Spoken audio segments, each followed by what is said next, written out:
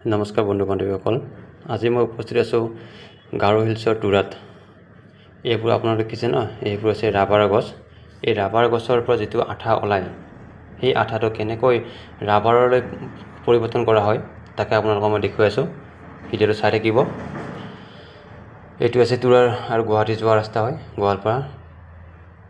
মই আপোনালোকক দেখুৱাই আছোঁ, কণ্টিনিউ চাই থাকিব ভিডিঅ'টো।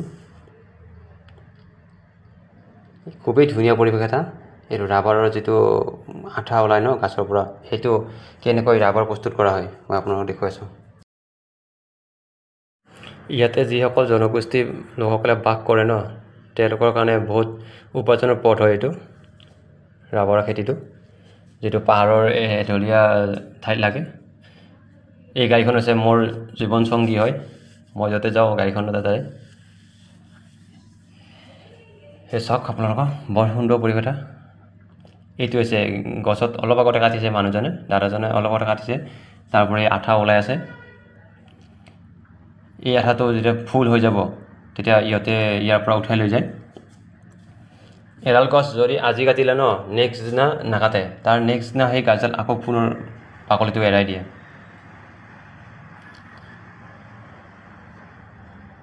চাওক আৰু দেখুৱাইছোঁ আপোনালোক চাওক, সেইডাল গছ আৰু দেখাই আছোঁ মই।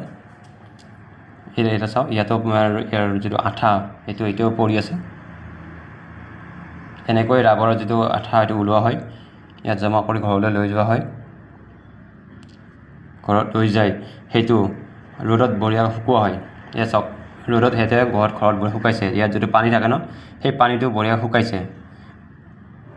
শুকোৱাৰ পিছত এই মেচিনটো আছে ন, এই মেচিনটোৰে চেপি পেলাই পানীটো ওলাই যিটো সমান্তৰালভাৱে বনোৱা হৈ যায়, এনেকৈ প্ৰস্তুত কৰা হয়।